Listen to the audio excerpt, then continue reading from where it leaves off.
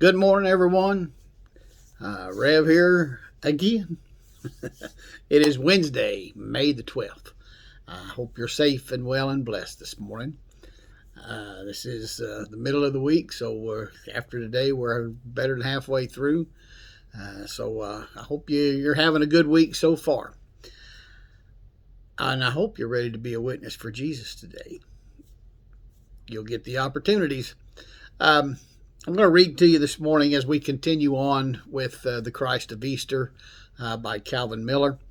We got about a week and a half's worth to go with this particular series, and it's been a good one, and I appreciate you guys tuning in and sharing them and making comments. Again, The Christ of Easter by Calvin Miller. Today we are in Matthew chapter 27. This is verses 45 and 46. From the 6th hour until the 9th hour, darkness came over all the land. About the 9th hour, Jesus cried out in a loud voice, Eloi, Eloi, lama sabachthani, which means, my God, why have you forsaken me? May God add his blessing through the reading of his word this morning.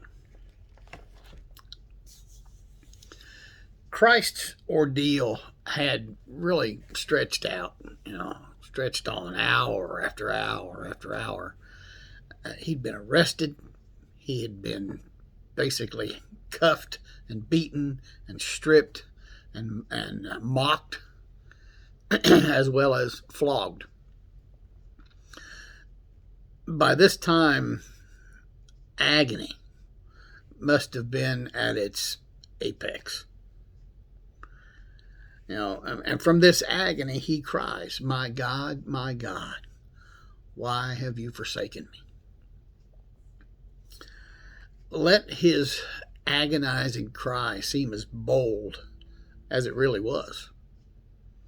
The plaintive sobbing of a child who didn't know how much more abuse he could withstand.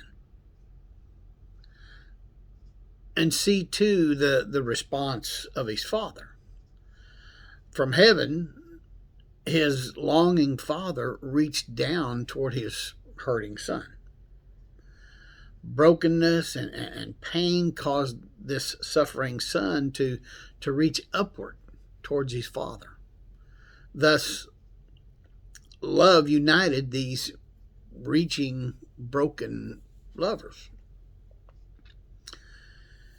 This cry from the cross, it illustrates the humanity of Christ, but so much more.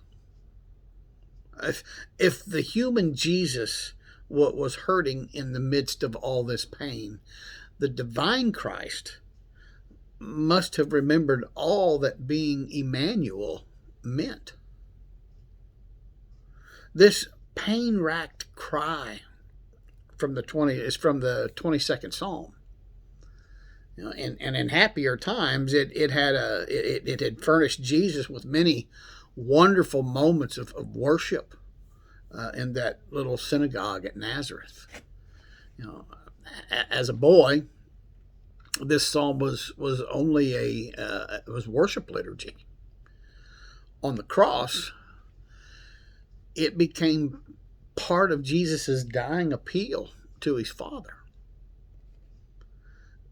When the cantor had sung it in the Nazarene synagogue, it was a reflection.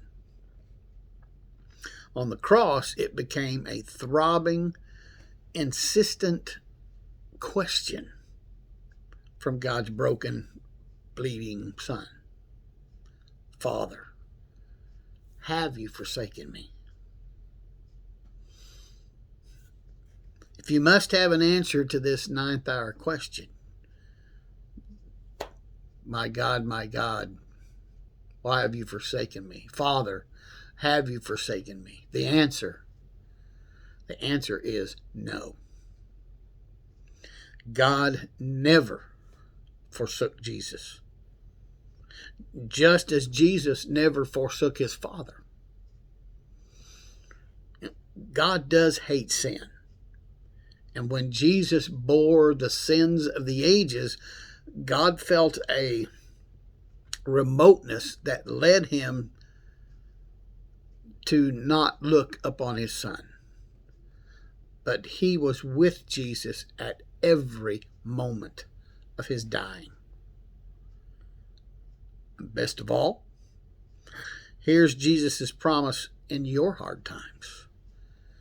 He will never leave you, never forsake you. Is your own cross hard to bear? Is your dying an unspeakable agony? Go ahead and cry. My God, why have you forsaken me? And God's answer to you is also a resounding no. He has not forsaken you. I'm Pastor Mark. Love you guys. Be safe, be well, be blessed. Go do something for Jesus. See you tomorrow.